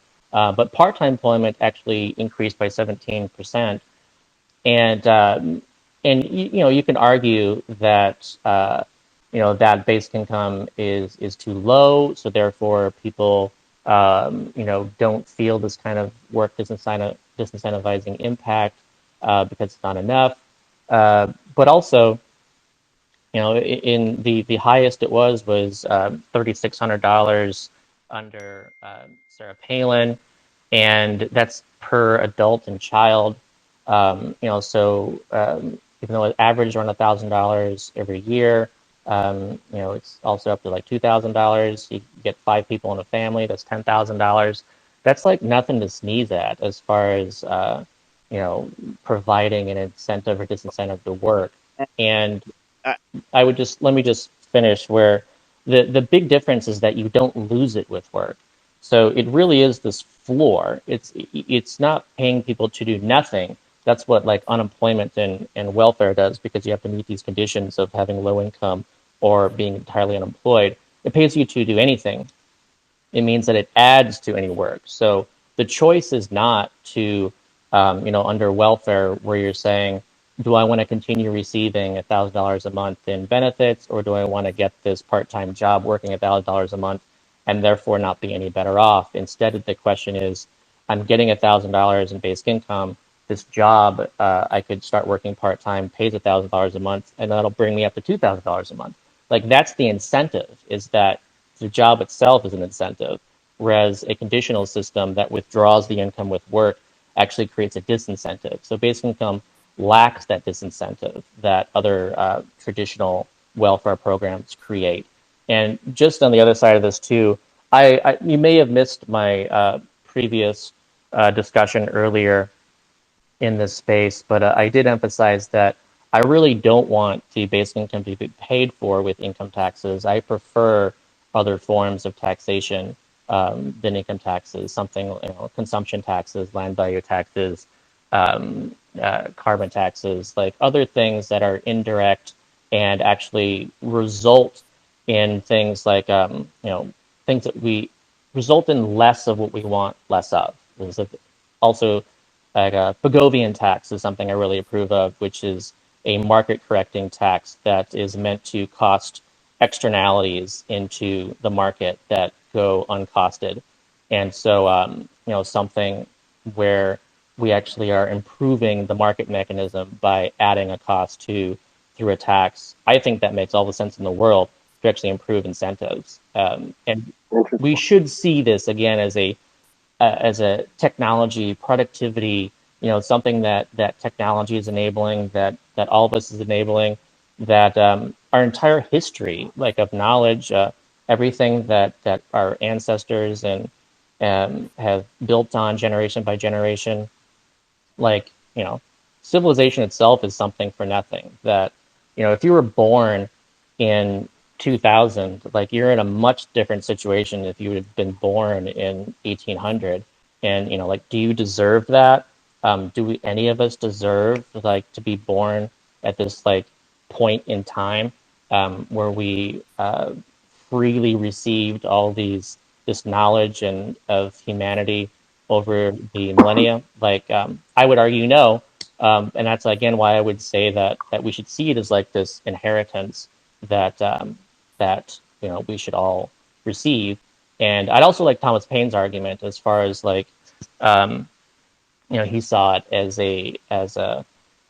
an inheritance as well, and based even on the loss of land. And so, if we exist in this world where we're the only species that has to pay to exist on land because we made it private property and pass it down generation after generation, then all of us have been dispossessed of our natural inheritance to the earth, in which case there is an argument there as well that basic income is compensation for that lost inheritance, and it should be seen as like this national collective inheritance. Yeah, I see how this conversation is going, right? And I've heard it before. It's like it's part nuts and bolts as it relates to, okay, bottom line numbers, but there's a philosophy you kind of have to buy into. If you're thinking like, well, we're born in a time where we have a lot of advantages and privileges, and people didn't have that before. That it's an inheritance. It's like, yeah, I can see where that's part of the salesmanship, right? You have to really rethink the concept of money and what is just being a citizen. It's like healthcare or child care. Like, is there anything that we're owed, or is it that's not the case? I had a quick question here too, as it relates to, we're talking about pushbacks here, and so what has been your experience? Is it the concept of, and we talked about America, and you didn't get a chance to answer that question because Ariel had something to ask you, but is it really the concept of this something for nothing that really gets in the way, that is the biggest hindrance on it, just the base level for people not wanting to consider it? Or is it this cause and effect that, this is going to cost a lot of money, where's that money going to come from, and then that's going to subsequently lead to like some sort of inflationary factor? I mean, inflation's a big topic right now, and it's very complex, right? Yeah. But we did put a lot of money into the system during COVID, but there's also supply chain issues and other things. But I think these are basic things that do worry people. So what would you say is the biggest hindrance just at a base level? Is it the cost, the price tag, and the cause and effect worries, or is it just this concept of something for nothing? Yeah, in the U.S., the top three objections to basic income are people will stop working, inflation will skyrocket, and it costs too much. But what it really comes down to at a base level is just this general distrust of other people, where it's this assumption that like people won't participate in society like you do if they have the choice not to. And so therefore people need to be like forced to participate for their own good and for your good and for the collective good. And it's interesting to kind of get at that distrust. And I've asked this before in like groups of people where you ask like hey, how many people would stop working, or if they had a basic income, and like nobody will raise their hand. You ask people, if other people will stop working, and they all raise their hand. So it's people just think very differently about themselves versus other people in regards to like wanting to do things. And it's interesting too that here we live in America. I feel a lot of us at least used to believe in the American dream, where you can work hard and accomplish many things, and being able to afford many things, many luxuries. And it's kind of funny, I think, to think that we all want all these luxuries, that we all want to like kind of spend as much as we can. But if we just had like a little bit unconditional, then we wouldn't want any more. Like if you get a basic income, then all you want to do is like eat and pay rent or something. And all of a sudden you don't want all of these other things that are possible. And I mean, obviously, you think about it that way, it's ridiculous. The evidence shows that it's ridiculous, that people do want. You have like when Elon Musk became like the richest person in the world, I thought it was funny how on Twitter he said something like, "Well, that's like back to work," So, like, it's amazing how much people can accumulate, how much money that they can have, but it's never enough. Um, it's extremely rare where someone has enough and they're just like, well, no, I don't want to do anything at all ever. No form of anything whatsoever. That's just not the case. And like when you say if it's something, about like a problem with something for nothing, I think that's kind of funny too, where like on the one hand, people will say that, but on the other hand, those same people will not be supportive of, say, like 100% tax on inheritance or something like that to make sure that nobody gets something for nothing. But Yeah, nobody has problems with that. So it's not really something for nothing. It's something for nothing for those people and not these other people that are right. approved of. Yeah, good points. We have a few people with their hands up too, and a couple people already asked questions. I want to go to Peaceful Warrior, and then we'll go. I want Oh, Bryce, I want to comment real quick. So I think a couple of key things to take away from this is that the biggest myths that we can kind of dispel through what Scott is sharing is that it doesn't have to come from an income tax. There are other ways of supporting and funding this concept, and also all things being equal, people want to explore their talents, and they want the freedom and the opportunity to have means of living and pursue quote unquote work on with their natural abilities and things that they excel at and that they enjoy. And I think that's something that really needs to be focused on and examined.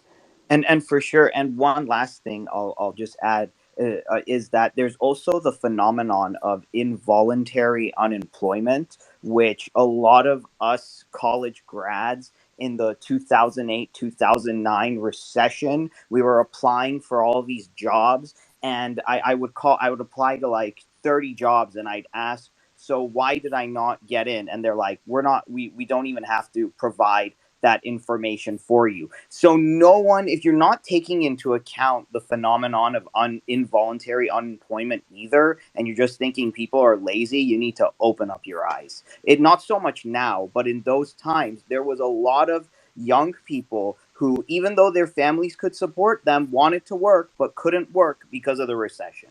Thank you. We'll go to Michael. Okay, thank you. I just have some comments and a question. I live in New York State in a suburban area that borders on a city area. And I just want to tell you that our food banks are going full force. Between the pandemic and now inflation, those food banks are not stopping like on a daily basis about giving out food to folks. And so it's taken its toll.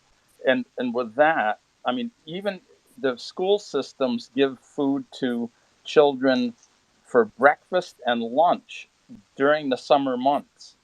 And so, I mean, it's just the need is there for Mm-hmm. sure. I would love to see this thing take off for the sake of a lot of people. And my other question, or my question is to that end, why do you suppose that the federal and or state governments aren't discussing this? Why isn't it not getting some kind of traction or even mainstream media stuff? You don't hear hardly anything being either proposed on Capitol Hill, or you don't even hear it uh, in our local governments. Yeah. It's crickets. Why? Yeah, I think that beyond the three primary objections that we just covered, that I'll just get into one of them that I haven't really covered yet. Again, is just straight up cost, and it is as long as we think about it in terms of cost, as long as we think about it in terms of requiring sufficient money, then it's very much a barrier because mainstream consideration thought even about like money itself is, I would argue, incorrect. That this belief that the federal government is funded by dollars, and dollars are this like real thing that have a limitation, and that we have to like gather enough of them in order to like accomplish something. Whereas like the real way to look at this is like, do we have enough? Do we produce enough food, for everyone? Do we produce enough? Is there ability for housing, clothing, water, electricity? Like these basics. Like, can our economy? Do we have like sort of the capacity to do that? And we do. What we don't do is distribute enough like permission certificates to everyone to actually utilize that capacity. And I think that's like this barrier is that we think that like money is this real thing that is this entirely scarce, and we can't do anything without it. But the reality is that the government creates money every time it spends, and when it taxes that, it pulls that money out of the economy and essentially erases it from existence. So everything the government does is creating new money. When we pay taxes, we aren't at the federal level, we aren't funding government. What we're doing is helping like manage inflation by sacrificing, our quote unquote like dollars to like the inflation gods and whatnot. But it's all part of like managing, the use of this tool that we call money. And we've come to kind of like worship this money to abdicate ourselves to money and abdicate ourselves to the economy, instead of realizing that money is a tool that we utilize. It's a very useful tool. It has it's great uses for decentralizing decision making. The market's a great thing in determining demand and figuring out what the supply should be and when and where and how. It's all a very complex system, but it is a tool, and the economy should actually be designed to serve us as human beings. And we don't have that thinking.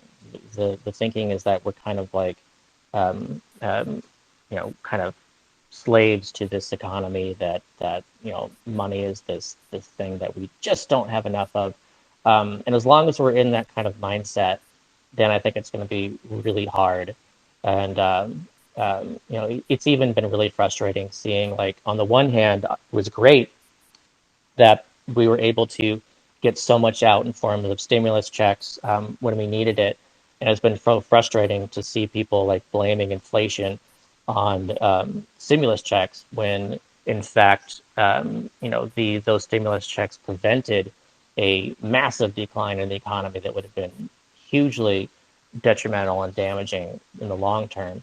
And also, here we are in a pandemic, and there's global supply shocks that we've never seen before, unexpected, shifting from services with the shutdowns to goods, and now the impact on the global oil supply and global markets, and then Russia invading Ukraine. Like, so many like of these massive supply shocks have happened, and instead of focusing on those supply shocks, you see people focusing and saying, "Oh, it's all because that people got money back in 17 months ago or whatever," and that people are just like flush now, and all these things are happening because of that one check that long ago.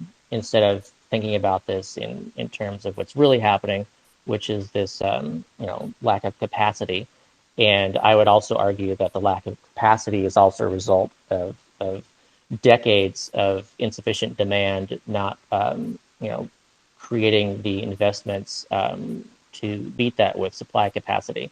And so, if we look about it, if we look at the economy from like, what can we create, what do we have the ability, what do we have the resources and the people and the knowledge to do, then and instead think about it in terms of, do we have enough like money, then we're just not going to be able to accomplish all that we can really accomplish if we actually just utilized everything to its best ability. Good points. We have some more. I want to get to the hands too, because we've been waiting patiently. Brian, go ahead, and then forward after that. Cool, thank you. Yeah, I mean, I'm glad. Sarah? I think it was Sarah that brought that up before. because I was thinking that argument is going to come up from someone somewhere. Um, Listen, even if it does disincentivizes some people to not work, so what? So what? I mean, I don't know how you think a couple $100 or even 1,000 or 2,000 would make someone say, gee, I have enough money. I'm just going to barely live off that. Listen, the average rent now is like what, over $1,000, I think. I mean, nobody's gonna be like, oh, hey, I think I have enough money. I'm just gonna live off that. You know, like I said, no one. And as our society progresses, there should be less of a need to work to pay for basic necessities. Um, if you want to keep a system that basically forces us to make our jobs the center of our lives, you don't want to progress with us.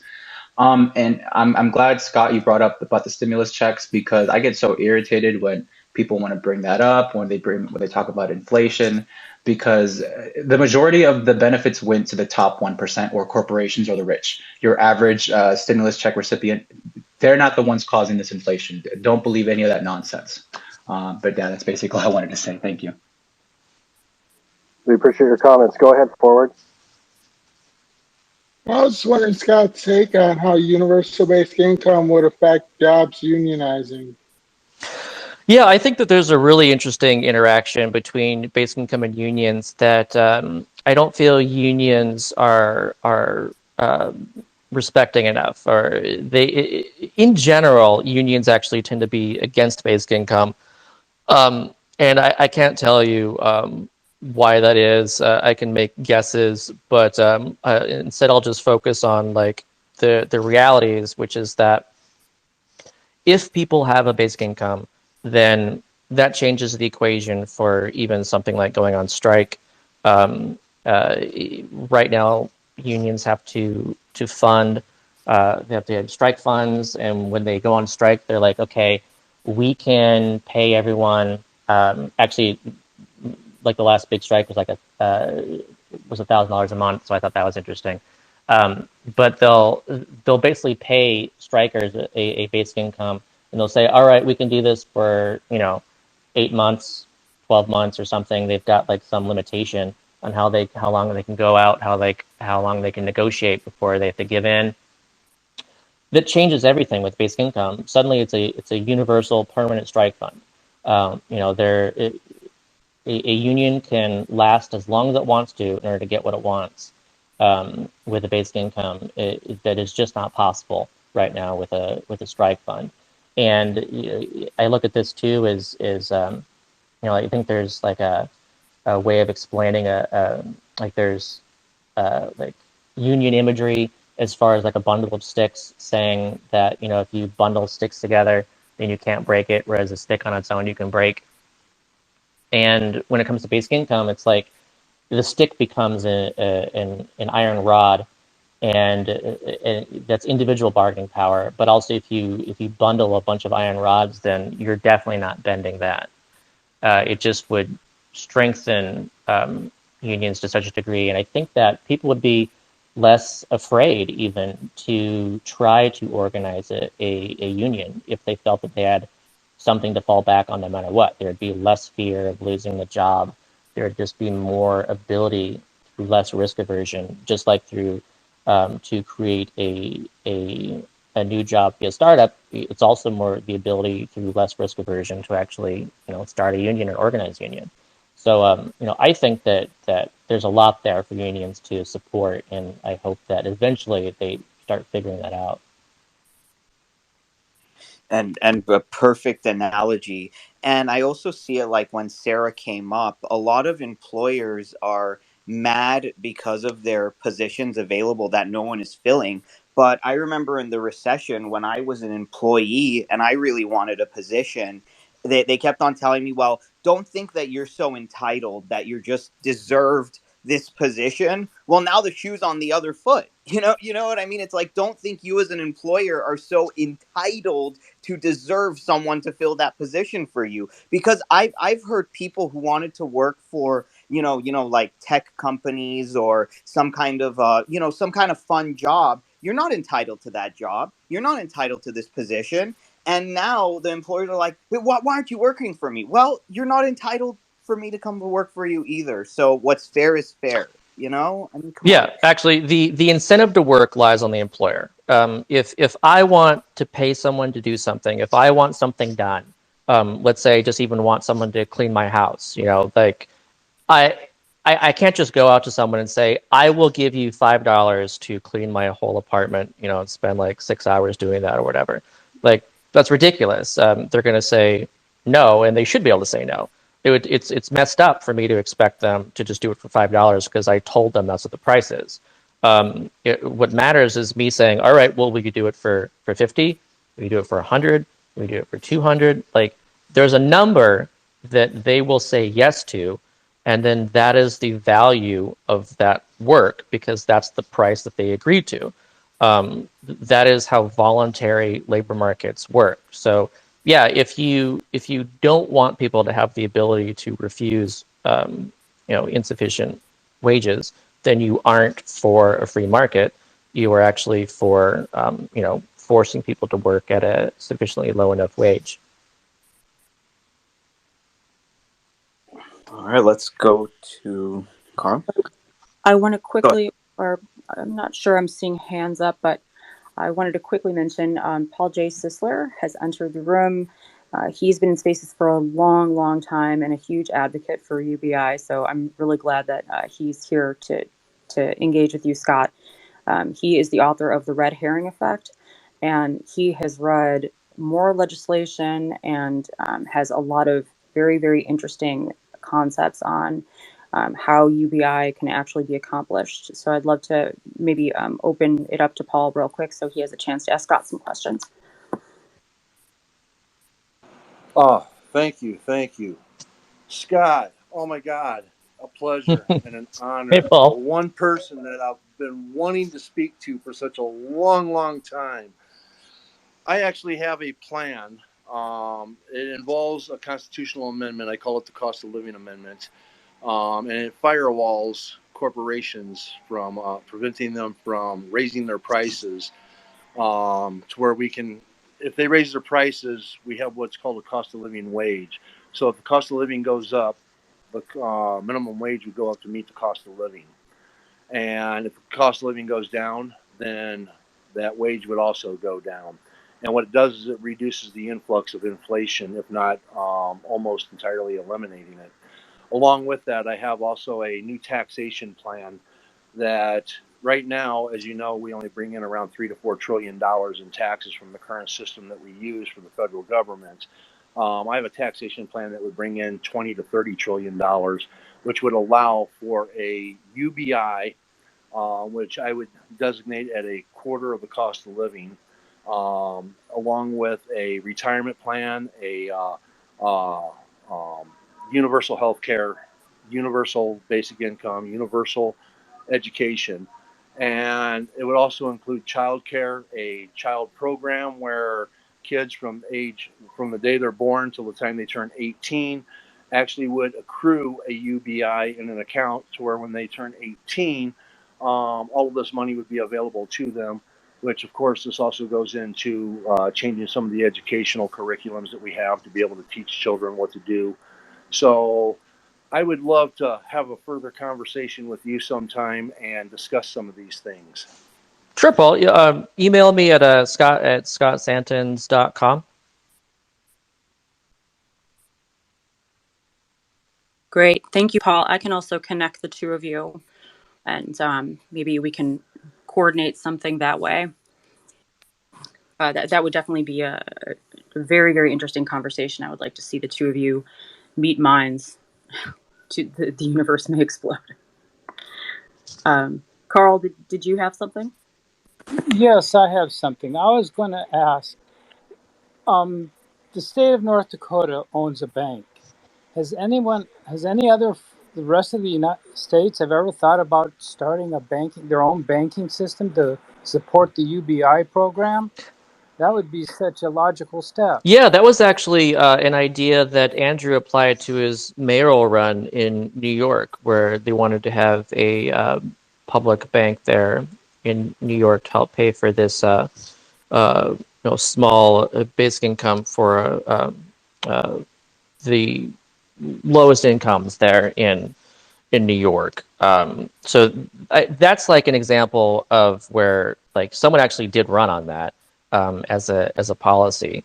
And yeah, I've talked about it too, as far as it's definitely another option when it comes to statewide implementations. So as when I mentioned earlier about states following Alaska's lead, whereas Alaska utilizes its oil to create the permanent fund by what they.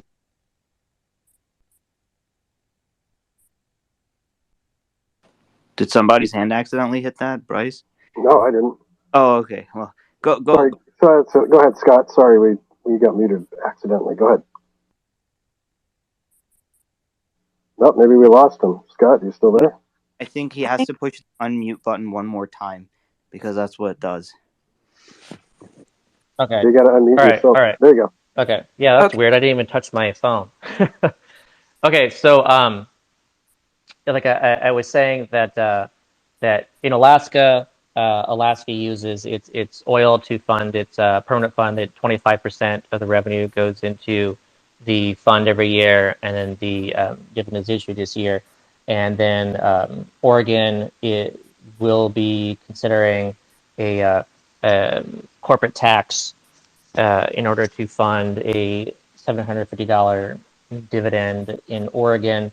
But those are two different approaches, and another approach is absolutely to do some kind of public bank in the state, like North Dakota does, and where let's say the accrued interest goes out to people that in the state that maybe like as a condition of receiving loans from the bank that like let's say a percentage of like future revenue could like go towards the state fund to pay a basic income to people in the state. Like yeah, it's really interesting to think about what like a state level bank could do for a state level basic income. Yeah, I know, because the university there, the bank does the student loans, and I think it was like the lowest interest rate of any place in the country for student loans. Mm-hmm. And it's interesting how the whole thing started. And I guess they're the only ones that didn't suffer in 2008 because the CEOs weren't making the money, the state was.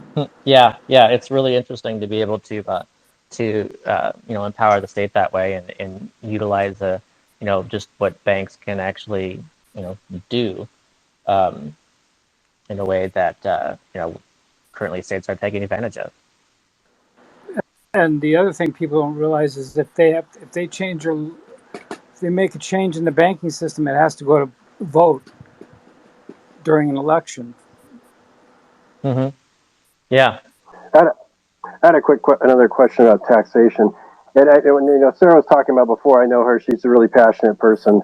But what she was talking about there had to do with what we all fear, right? It's like anytime there's any new type of government program, and it's been proven in the United States, if you look at the polling, that we trust our government probably the least of any, at least any of the first world countries, right?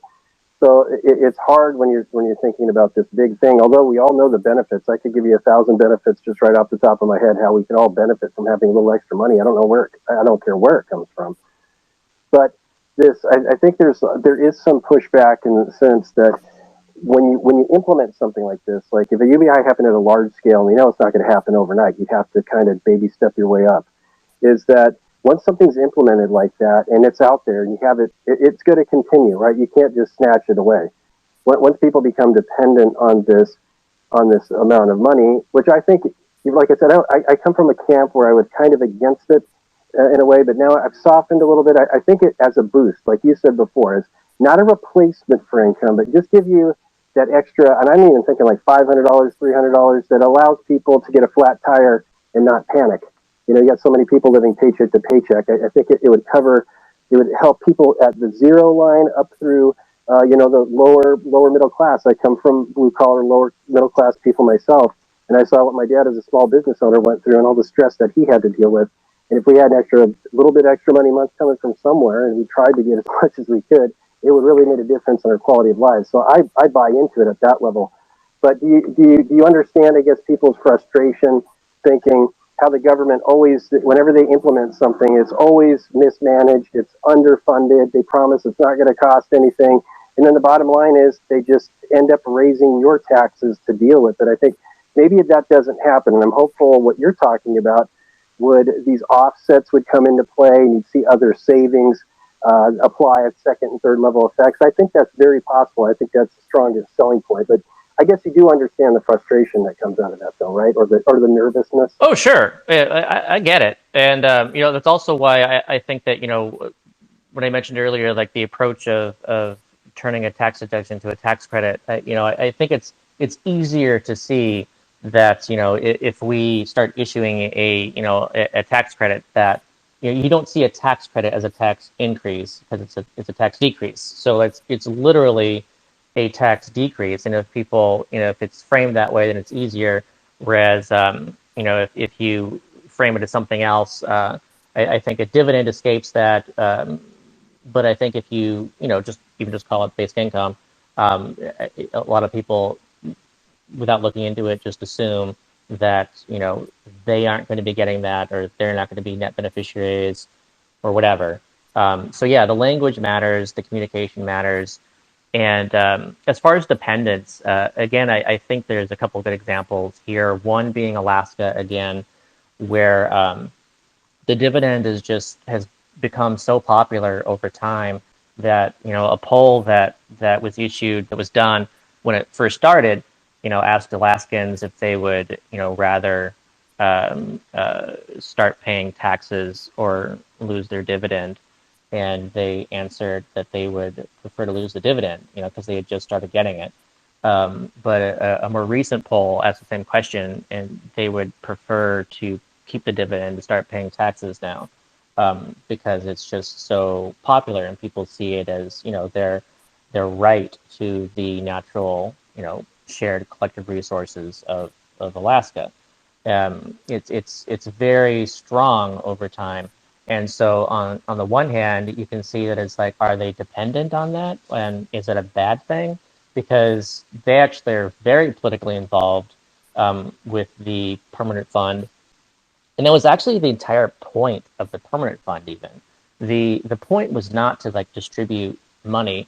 The point was to create this sovereign wealth fund, to transform a natural resource that would disappear once used into a permanent resource, into a permanent fund.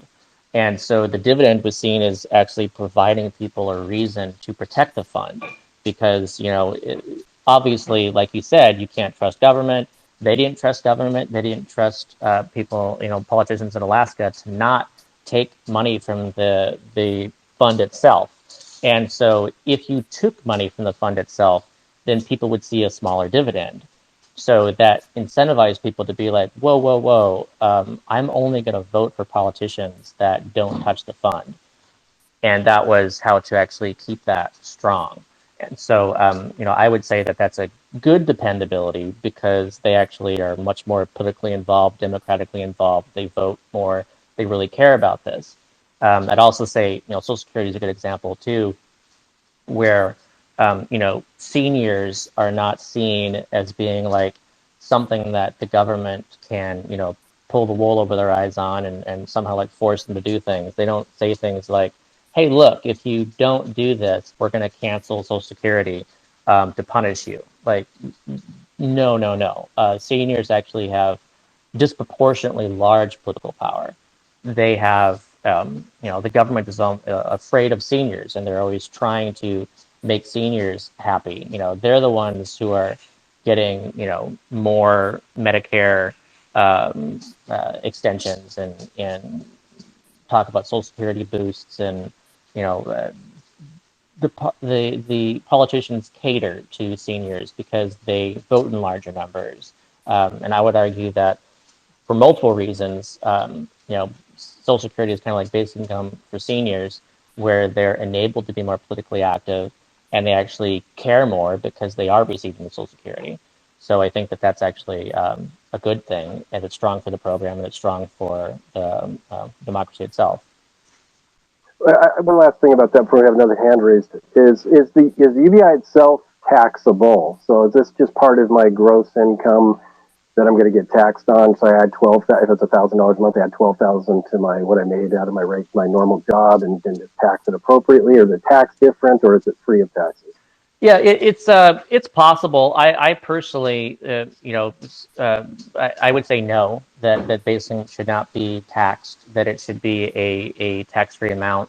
I do think that that the basic income should count as normal income for all other government services and stuff that base itself on income levels, but I don't think it should be taxed. However, there are policy proposals out there for other countries that talk about um, taxing it instead. So it's up for debate, but I fall on the side of not taxing it. Or maybe just a thought real quick. We'll go right to forward after that. Is maybe for the higher income people, because you like that universality part of it. Maybe they have to pay taxes on it, but if you're lower income, maybe you get it tax free. I mean, everybody's still getting it, but that's a way to claw some of it back, right, from the higher wage earners. Or you don't like that either?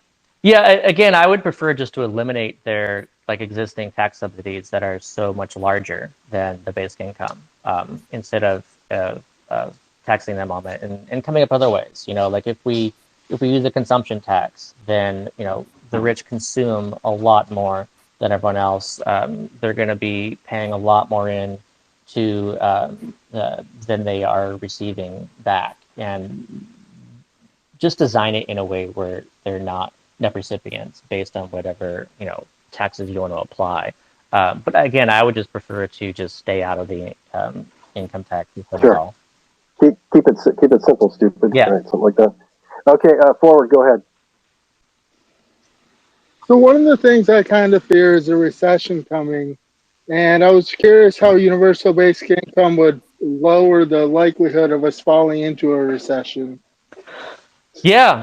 I think that that it would have a stabilizing impact for sure, as far as both avoiding recessions, shortening recessions, and getting out of them. I think that what we're witnessing right now is a mistake. In if we were in a situation, if we were not in a pandemic, if we were not in if Russia had not invaded Ukraine, if there was not a massive oil supply shock, and we were just suddenly seeing higher inflation, then it makes more sense for the Fed to utilize the tool of raising interest rates. But I think right now we were not in that situation, that we actually, I would, it would be great if we had a basic income to make sure that demand was sustained at appropriate level, that we weren't killing demand, and that instead we have focused on increasing supply to rebalance supply and demand. I think that that inflation is a great signal to use for where we should be investing in increasing supply, and that by the approach of trying to reduce people's incomes by putting them out of work, by making credit more expensive, that by hurting demand, that we actually in the long term depress our supply capacity, and I just think that's the wrong way. Yeah, I think that basic income would be much better for making sure that recession doesn't happen, and we should just make sure to focus on the supply side to make sure that inflation is where we want it to be. Let me say, Bryce, I would say that anything that is funded by taxes, in my personal philosophy, shouldn't be taxed, because that's like getting taxed on your tax return, which is already the taxes that you paid. So if the super rich guy, and we did it with a VAT, which is how it was proposed, bought like a yacht or a private jet, the consumption tax on that would way outweigh anything gotten from UBI. So that's just my thoughts. But Yeah, yeah, yeah. Same with the land value tax, where if you've got multiple properties, if you're a landowner with 100 different properties, or if you just own tons of different places for yourself and, various vacation homes all across the place, that a land value tax is going to hit the top way more. I mean, it's my favorite wealth tax where, I don't think it's a great idea to tax, um, the stock that hasn't even been sold.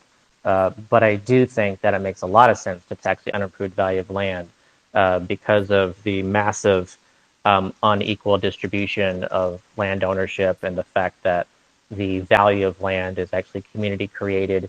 That the all the taxes that have paid for the infrastructure around it, the businesses around it, the other homes around it, that all of that is what creates the value of the land and not the actual landowners themselves. So that's one of my favorite ways of taxing in a highly progressive way. What do you think about deficit spending, especially on the front end of recessions and things like that? Does the deficit bother you? I mean, because that's another. I mean, I'm not advocating for it personally, but I mean, that's another thing. You don't get taxpayers involved, right? You print money, but what do you feel about the deficit? Or because with anything with a big price tag, it's probably going to impact that. If you don't take it right from the taxpayer, it's going to have to be made up out of thin air, right? Yeah, I mean, I'm a fan of deficit spending. I think that it's I get into that in my book and cover what is like the deficit, what is money, what is taxes, what do taxes do. I think that it's entirely possible to actually fund a depends on the amount of basic income, but I think a good amount of basic income is possible just purely by deficit spending without leading to excessive inflation, especially if we actually focus on investing in our increasing our capacity for anything that we might exceed um, uh, our capacity for, which is not the basics. So we're not going to suddenly see food inflation because of a deficit financed basic income. The only reason we're seeing food inflation right now is mostly because of energy, causing those price increases and also some climate change effects that have impacted like grains and shortages in various foods around the world. But it's mainly an energy thing right now. And so yeah, Do you get as we invest in like green energy, that's going to be much more possible to do more without inflation. okay? Before we I go to want to be NC, mindful of Scott's time just to get a time check real quick because I know Scott, had some. I think you had mentioned going as far as a certain time this evening, so I just want to be respectful of that. Yeah, Are I you do need okay? to get out of here soon. Okay. Yeah, just wanted to make sure. So maybe we can take the question from MC and then we'll do closing thoughts. Yeah, my question was about the deficit. It's fine. Do your thing. I've enjoyed listening to you. Oh, thanks. well, then, if you didn't have anything, I was just going to say, as far as your deficit spending went. So, are you a fan or advocate of like the modern monetary theory, or is that where you? How do you feel about that? Yeah. My book is basically an argument for advocates of MMT to recognize the value of UBI and for UBI advocates to realize the potential of the understanding of MMT. I think that in general, MMT isn't talked about like in an honest way for the most part. Like there's this idea that MMT is about like printing as much money as you want and nothing matters, whereas it's really just about the origins of money being opposite of how we traditionally think. Where, like I said earlier, that instead of taxation being the origin of money and then government spending it, that government spend it and then remove money through taxation. So the other important element of MMT, of course, is the taxation side. And so, it is still important to figure out, the appropriate amount of taxes and where those taxes should lie, uh, who should be paying what taxes for what. And but also there's an understanding that taxes aren't the only way of managing the inflation rate, that there are other things that we can do as well beyond taxation. So, like an example of something that we could do is, that like when it comes to the price of healthcare, like if we look at it from a taxation aspect, it might be, oh, well, we have to raise more money via taxes to pay for healthcare. And and another aspect of it is like, well, look, like, why is healthcare expensive? So if we want to make that cheaper, well, we should be able to negotiate prices with Medicare. And if part of the expense of Medicare is that there's not enough doctors, then what policies can we do to increase the number of doctors and actually ability for existing doctors, to practice in other areas? So, it's really more of an perspective on resources and capacity and utilization of those resources, and less about like the traditional tax and spend that I think really limits when it comes to what we can actually do, and even the policies that are thought of as good ideas as a result. Very interesting. And before we headed out too, I wanted to give you a chance to promote. I'd say everybody in the room follow Scott. We really appreciate the time he's given to us, and it's been a very learning experience. I mean, I think we all come from different perspectives on this, but I think it's important to keep an open mind, and I'll actually digest some of this and reframe it for myself. But Scott, you want to talk about your book, or I didn't know about your book until Speaking today. of, yeah, so I just wanted to cue that up for Scott. I did put, yeah, of course.